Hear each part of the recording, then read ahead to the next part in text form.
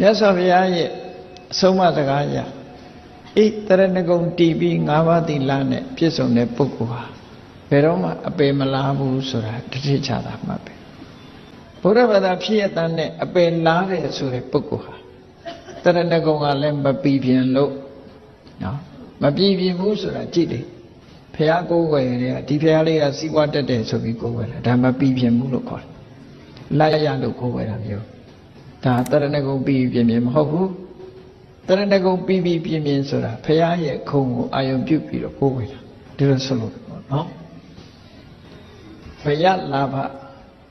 ကုလခြင်းဝေတန်တာဘေးမှလူရေးရည်မြော်ဆိုမြတ်စွာဘုရားဂုဏ်တော်တွေကိုရည်စူးပြီးကြောက်လို့ကိုယ်ွယ်တာလည်းမဟုတ်ဘူးနော်မျိုးရိုးအစဉ်လာမို့ကိုယ်ွယ်တာလည်းမဟုတ်ဘူးဘုရားရဲ့ဂုဏ်ကိုသိပြီးတော့ကိုယ်ွယ်လတ်လာဘမျောပြီးတော့ကိုယ်ွယ်တာလည်းမဟုတ်ဘူးလူတွေနတ်ကိုယ်ွယ်တဲ့လူတွေလောက်တာရှိတယ်ကိုစားတဲ့အစာလေးနတ်ဘူးအရှင်ကြီးစားတော့ခေါ်ပါတောက်တော့ခေါ်ပါဘယ်တော့လာစားလို့မသိ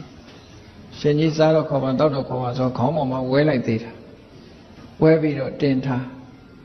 ပြီးတော့အခုလိုဆက်တရလို့ရှင်ကြီးကမတော်ဘူးကဘာလို့ချင်လဲစီးပွားလေးအောင်မြင်အောင်မဆပေးပါလောက်တာတော့ကိုယ့်အကူလောက်တာတော့ကျေးဇူးတင်တာတလွဲတော့ကျေးဇူးတင်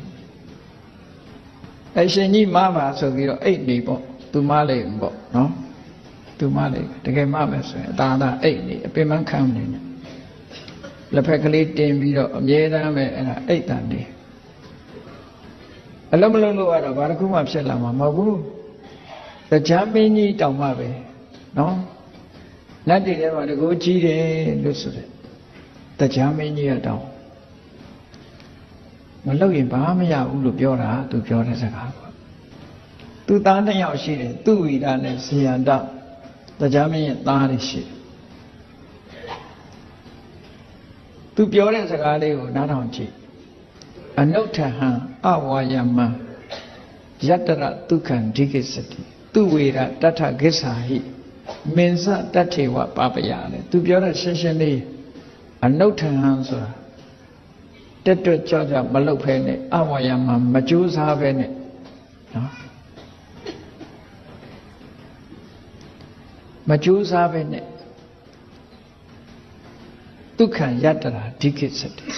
ချမ်းသာရနိုင်တဲ့နေရာရှိတယ်ဆိုရင်တဲ့သူဝိရတထခိစ္ဆာယိမင်းအဲ့ဒီအရက်သွားနေတဲ့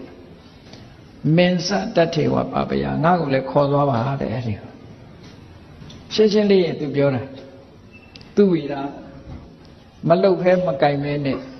ချမ်းသာဒုက္ခရတယ်ဆိုတဲ့နေရာရှိလို့ရှင်မင်းအဲ့ဒီနေရာသွားနေတဲ့ငါ့ကိုလည်းအဲ့ဒီရောက်အောင်ပို့ပေးတဲ့ဘယ်နေရာမှမရှိဘူးဒါနော်အလုံးမလုပ်ပဲနဲ့မကြိုးစားပဲနဲ့ရတယ်ဆိုတာတခုမှမရှိဘူးလောက်ရမယ်ကြိုးစားအဲ့ဒီလိုလောက်ရမယ်ဆိုတဲ့ဝိရိယရဲ့အကျိုးကျေးဇူးတကူကြီးတဲ့လူတွေကတရားမင်းတို့အဆင့်ကိုးဝဲတာတော့မဟုတ်ဘူးနော်လူဝင်ပူးတဲ့နတ်ဆိုတာတရားမင်းအဆင့်မရှိဘူးပေါ့ဘာလို့လဲဆိုလူရဲ့အနံ့ကတိရစ္ဆာန်လောက်ကနန်းတယ်လို့ပြောတာပဲဟုတ်ကောင်းဟုတ်လိမ့်မယ်တိရစ္ဆာန်ရုံနဲ့သွားရင်တော်တော်နန်းတာတိရစ္ဆာန်တွေရဲ့အနံ့မခံနိုင်ဘူးနတ်တွေကလည်းလူပြေလာလို့ရှိရင်လူတွေရဲ့အနံ့မခံနိုင်ဘူးတဲ့လူတွေကသာမှုေးနေကြတာကိုယ့်အကောဟောမခံနိုင်ဘူးမခံနိုင်လို့နှာခေါင်းပိတ်လာကြလူတွေအိပ်ပြီဆိုမှညမှလာတာတဲ့အဲ့ဒါအကြောင်းပဲညတကောင်ကြမှာလူတွေအိပ်သွားပြီဆိုတဲ့အချိန်လေးမှာတိတ်လာကြတာဘုရားစီအဲ့ဒါလူနတ်မခံနိုင်လို့ပဲအထက်နတ်ကခဏခဏဝင်ပူးနေရင်တော့လူနာကနတ်ပဲဖြစ်မှာပဲအဲ့ဒါတော့လူနတ်ခံနိုင်တဲ့နတ်ဖြစ်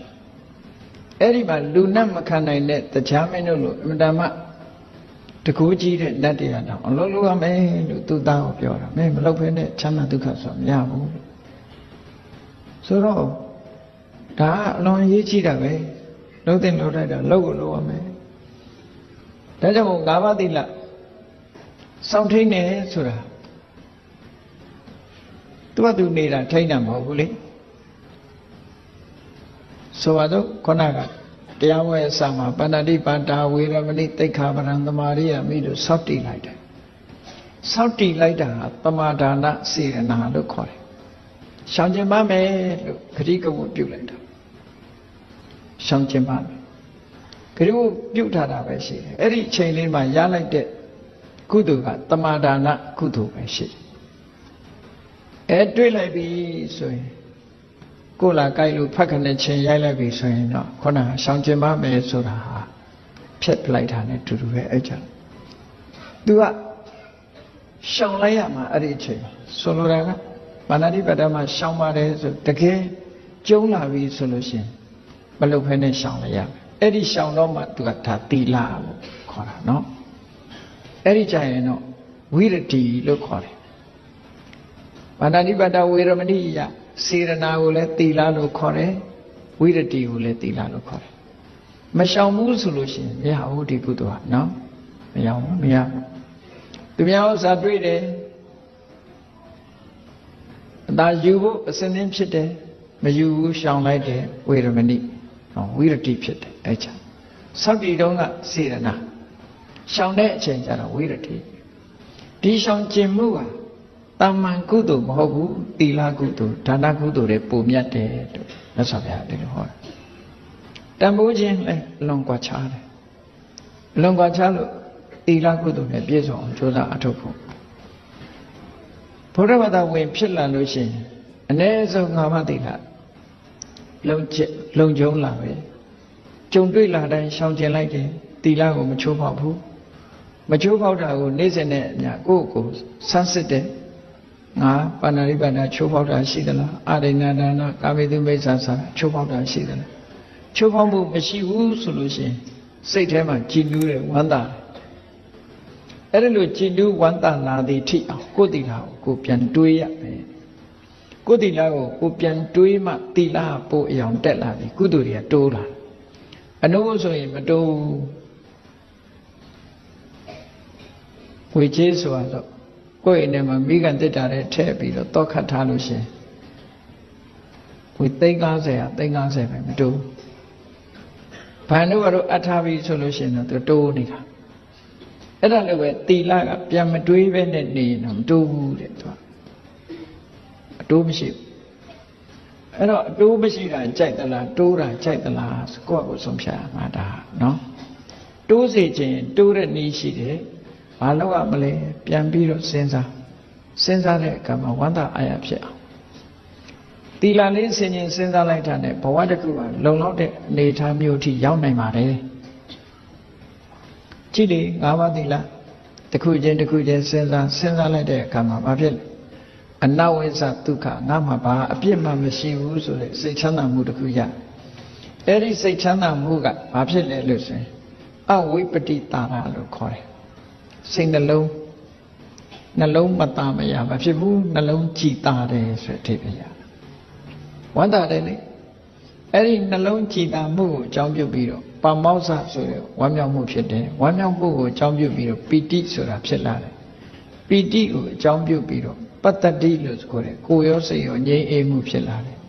ပတ္တတိဆိုတဲ့ကိုယ်ရောစိတ်ရောငြိမ်းအေးမှုကိုအကြောင်းပြုပြီးတော့ဒုက္ခဆိုတဲ့စိတ်ချမ်းသာမှုတွေရလာ